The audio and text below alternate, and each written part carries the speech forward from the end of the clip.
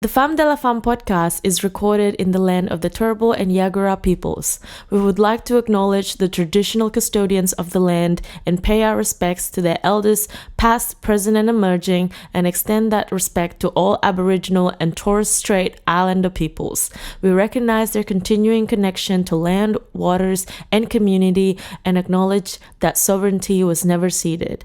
This always was and always will be Aboriginal land. Hello, welcome community. This is the Femme de la Femme podcast. My name is Tika and welcome back. This is our sixth episode and today we're talking about faceless marketing. Ooh.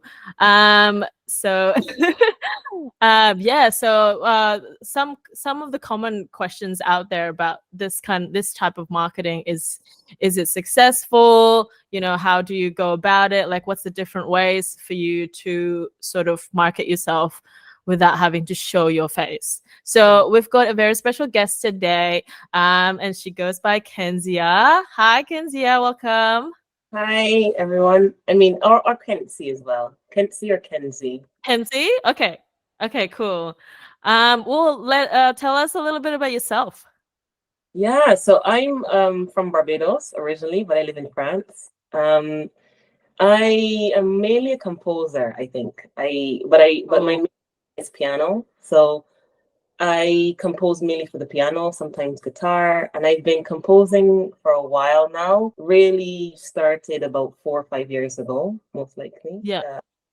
I'm trying to make it more known to other people instead of just composing in my room. I'm trying to brand myself, and I kind of started off with the whole faceless marketing idea because I was really 100% comfortable with being on the internet too often, and it's not one of my habits. So I took that so fair.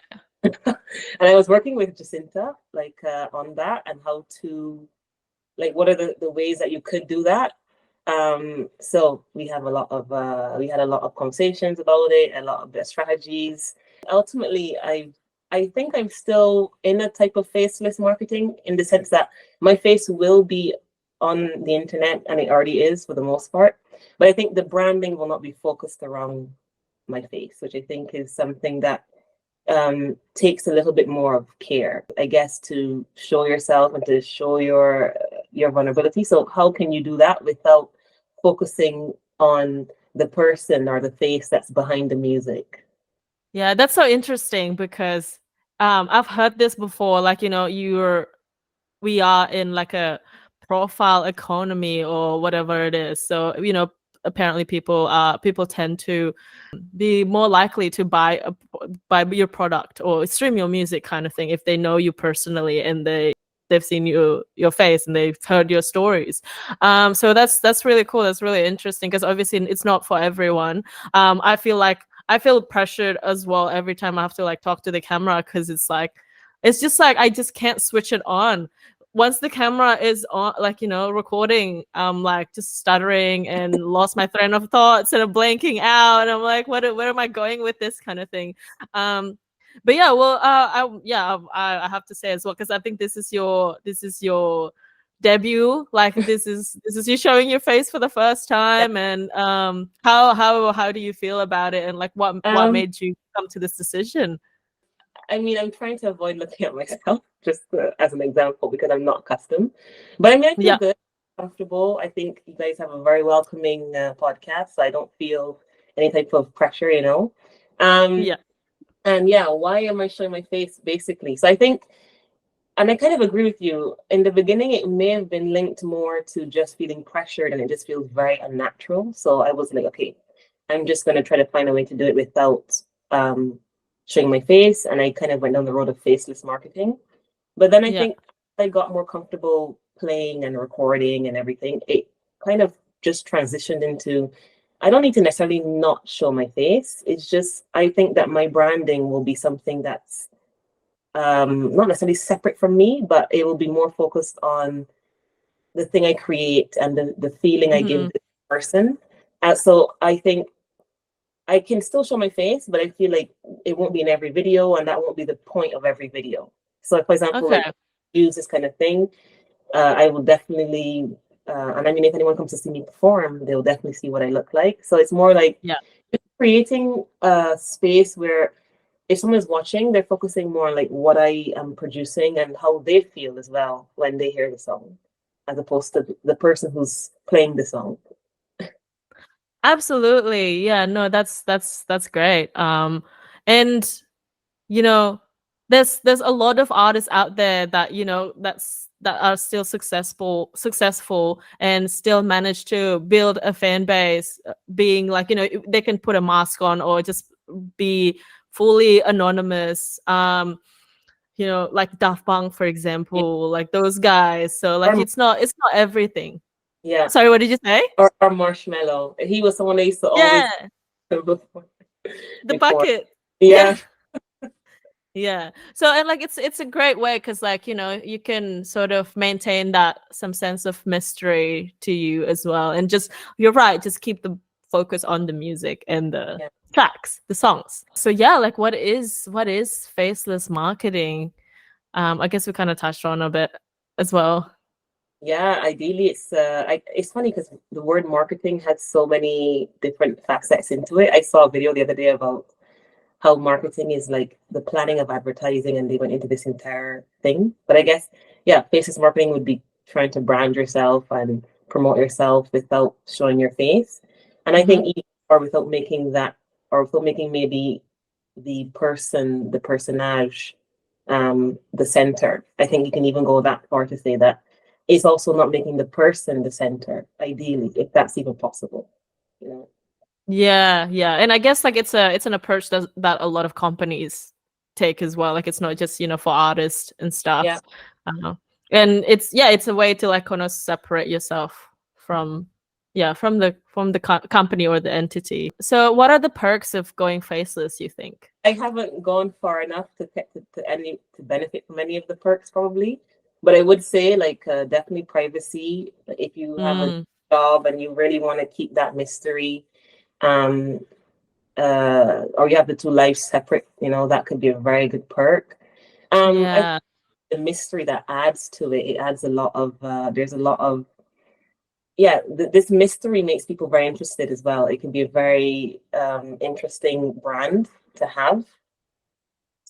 And ultimately, I think number one is going to be privacy. Ultimately, but Yeah. also flexibility because if you don't necessarily know who I am, let's say if I was to change um, roles or music or something, or if someone else came in, you wouldn't know either. So you could have that flexibility to have different groups, different things going on music wise that everyone wouldn't know about. Absolutely. I've definitely heard stories about how, some DJs would be, DJing at the same time in different countries because, I they just have stand-ins. Because how would you know?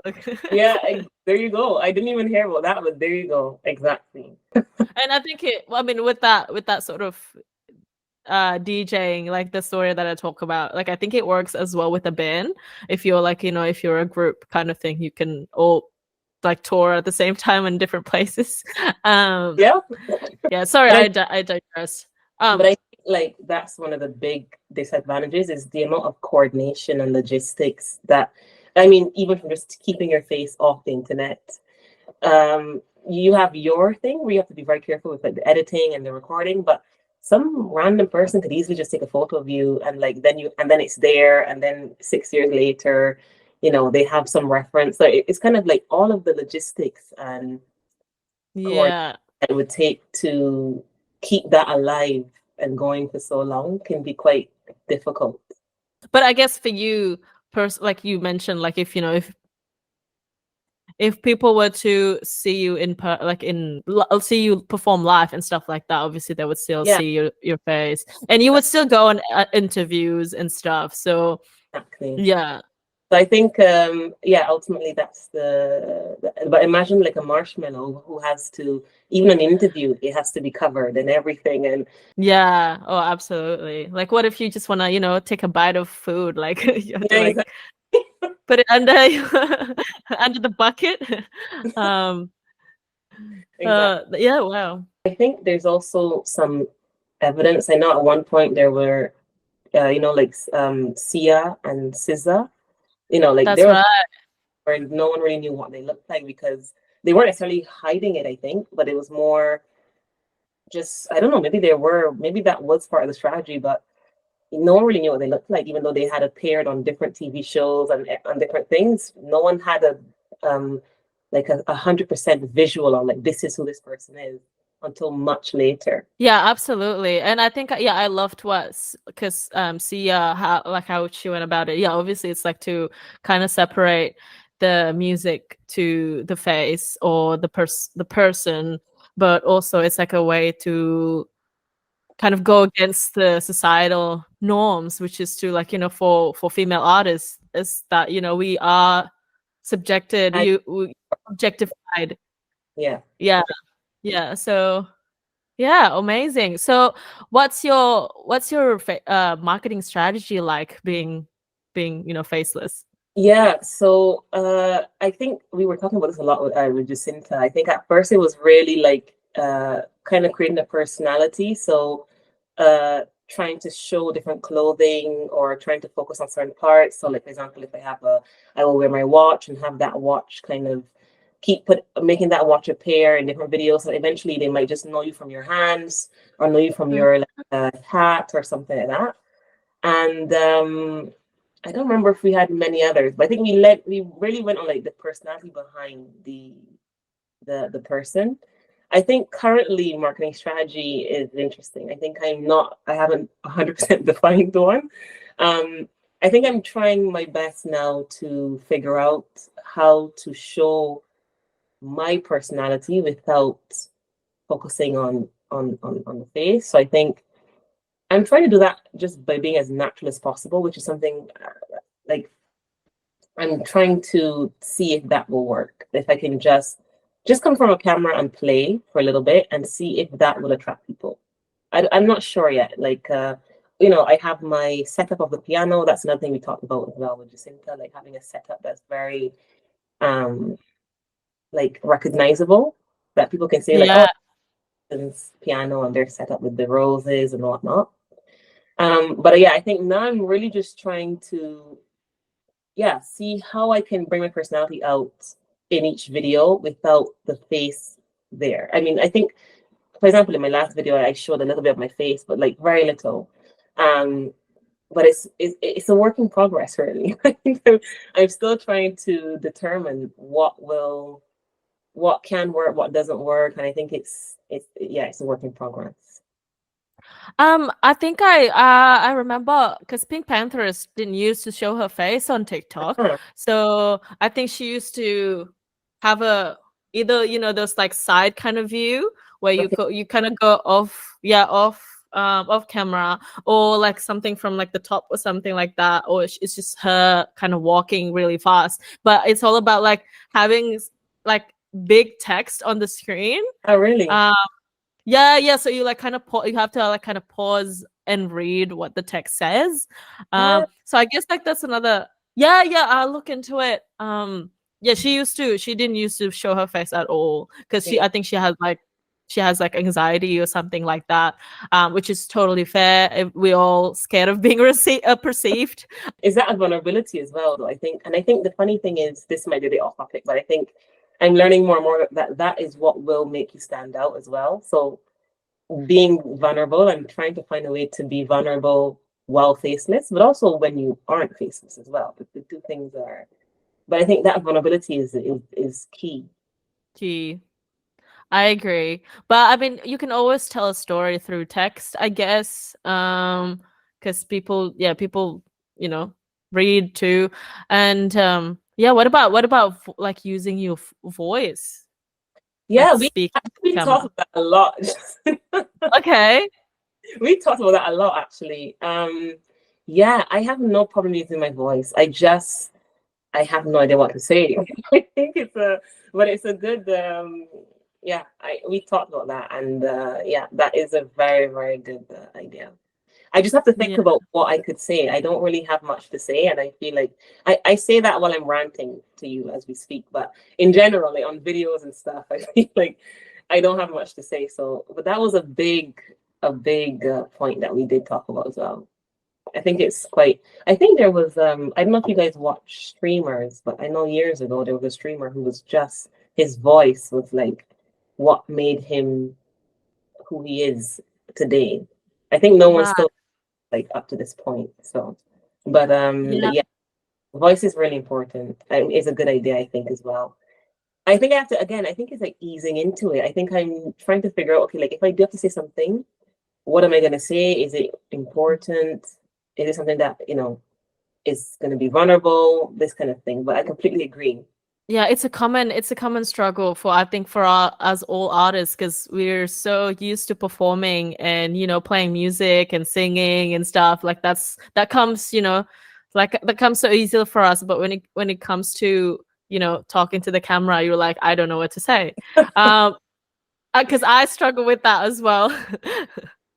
But yeah, like you're right, like vulnerability is key at the moment, and relatability for sure. So I think like like I've heard people say that you just talk about anything, like anything and everything, because it'll find a way to kind of be put in front of people that can relate to certain things. Yeah. Talk about your upbringing and like where you're from, your story, and yeah, I'm like saying it to myself as well. It's like just But do I'm it. definitely taking note because I think I've been thinking about that as well recently. Like, which is kind of like just behind the camera. Just again, I think another one of the big things we talked about in the faceless marketing would be the behind the scenes type of content. So, Yeah, like you said, you're not showing your face, but someone is filming you as you go to a concert or a gig, and that still gives some level of connection. People still feel like they can relate to that or this kind of thing. So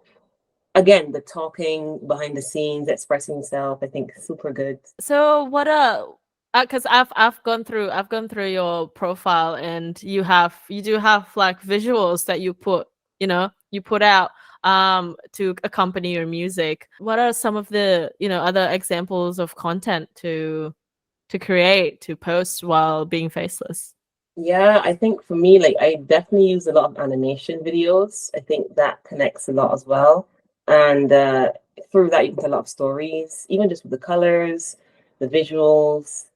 Um, Animation, I would really like to go towards, I even made a video for stop motion, this kind of thing. So really this storytelling mediums. Mm-hmm.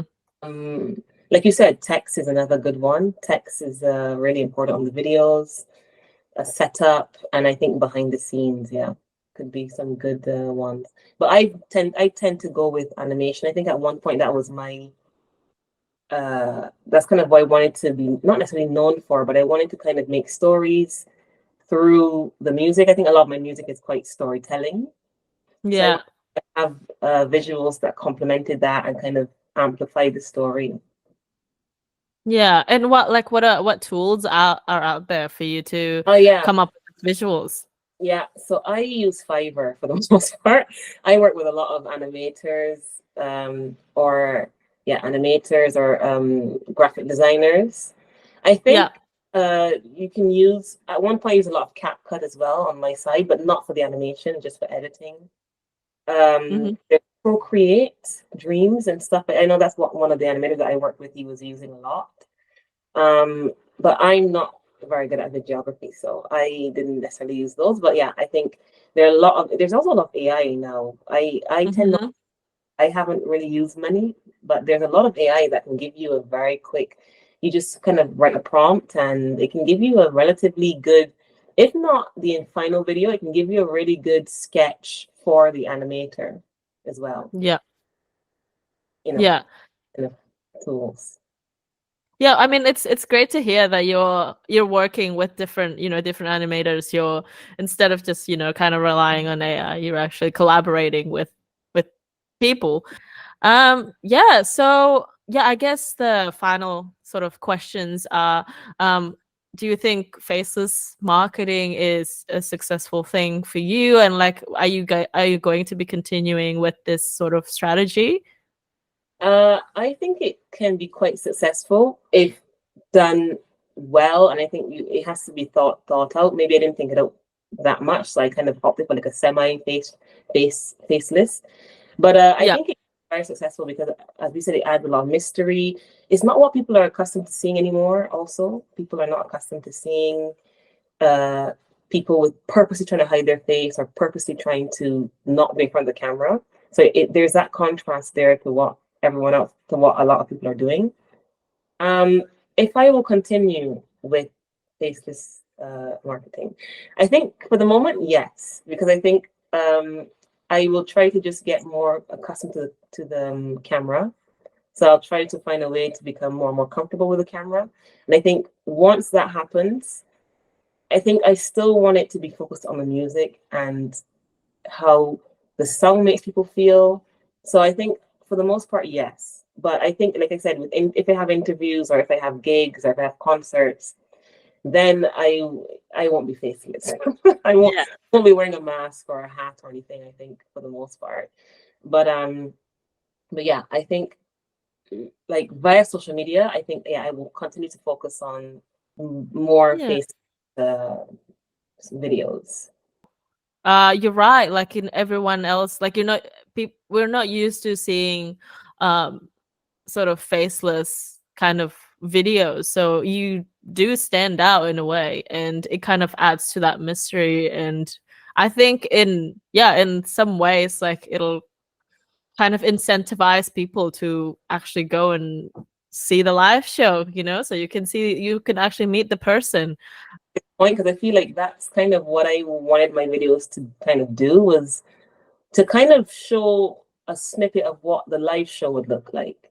And I think if I imagine a live show in the future, it'd be focused a lot on animation, lights, angles in a way that the person who's watching is really engaged and they're barely looking at me. I think if you're at a piano concert and you're like watching these visuals with these light shows and stuff, you'll look at there will be a bit of playing with the pianist or the composer, but you'll be having different things to kind of focus your eyes on. I think ideally that's what I would love to kind of capture in video.